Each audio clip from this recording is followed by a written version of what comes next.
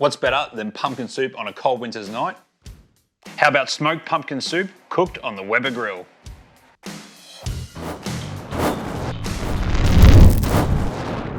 Hey guys, Dave from Red Smoke Barbecue, and that's right, today we're going to be making smoked pumpkin soup on the Weber grill. Now this recipe is super simple to do, you really can't stuff it up too much, and it doesn't require a lot of ingredients. So let's rip straight into making this delicious soup. All right, so we've got our pumpkin here, just one I picked up from the supermarket. It's probably on the larger size, any size pumpkin will do.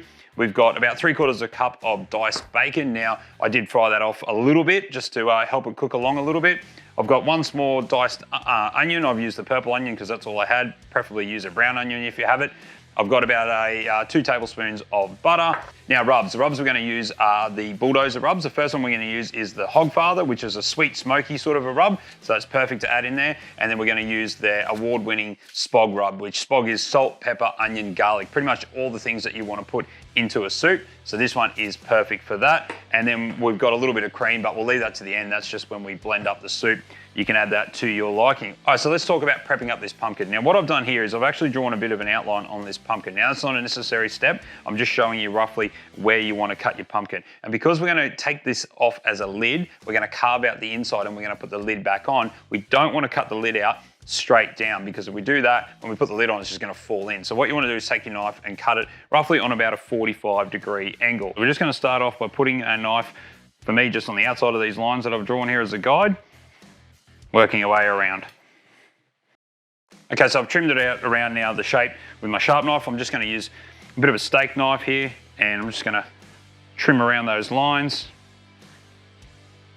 Okay, so as I said, it is a little bit of mucking around this little bit here, but once you've got it pretty loose, you should be able to just put the knife into the side and, fingers crossed, we pop the lid out like that. So that's our lid. Now we just want to put that to the side for a minute because we're going to reuse that lid. But inside, that's what our pumpkin looks like there. So we just need to clean all of that stuff on the inside. So we're just going to take our spoon and we're just going to clean all the insides out, get all those seeds and everything out there.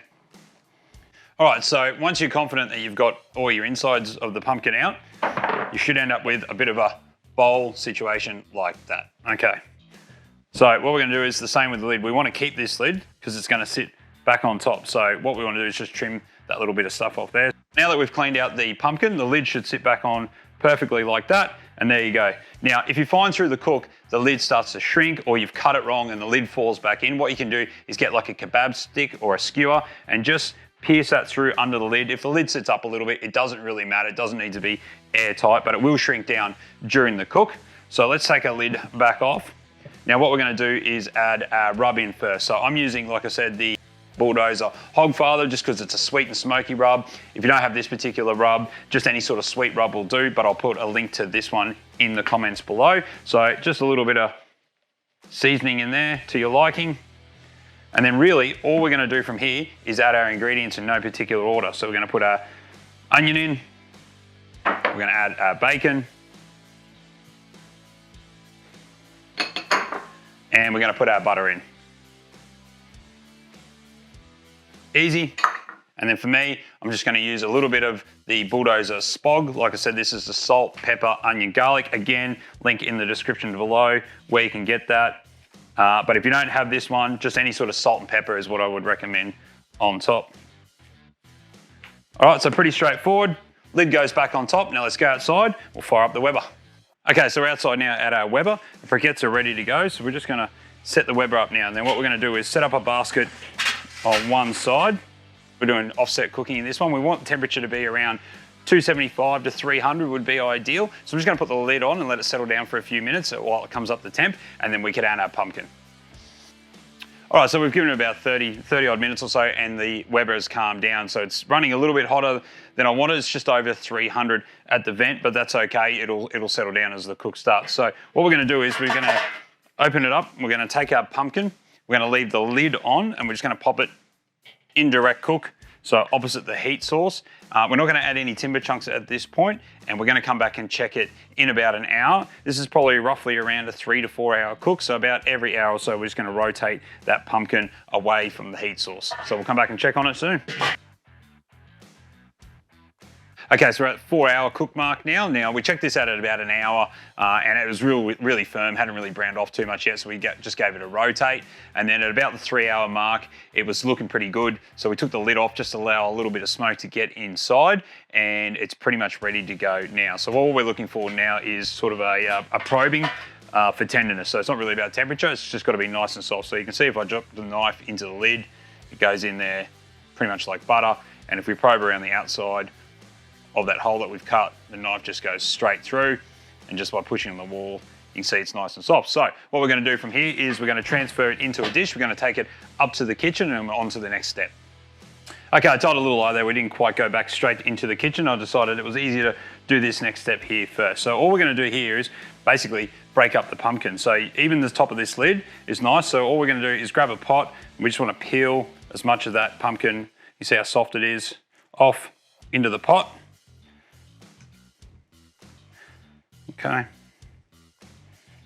So saving there as much as we can. And then the same here, all we want to do is peel this skin off. Now, it might be easier just to tip the ingredients or the innards in first, so we can get most of that.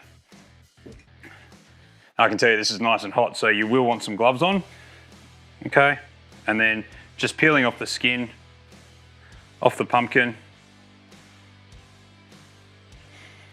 You can see there, nice and yellow, okay? And just transfer it in the bowl. So just keep going around, peel the skin off, transfer it into the bowl. So our pumpkin's broken down and that took less than 5 minutes. Now it is super hot, so you probably do want to wear gloves.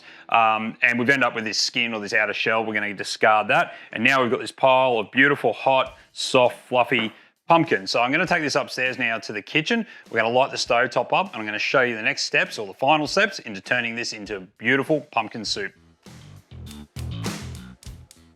Okay, so we brought our pumpkin upstairs. We just put this into this big pot and on a low heat. So now we're just going to blitz it to smooth it all out.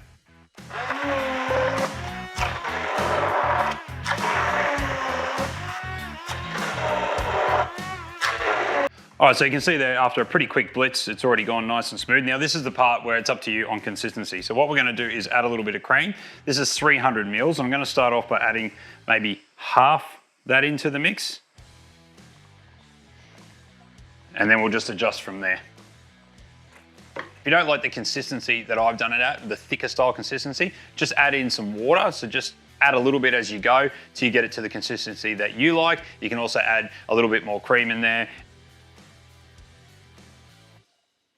So it's as simple as that to make smoked pumpkin soup on your Weber kettle. Now you could do this on any barbecue, you could do it on a pellet grill, you could do it on your offset.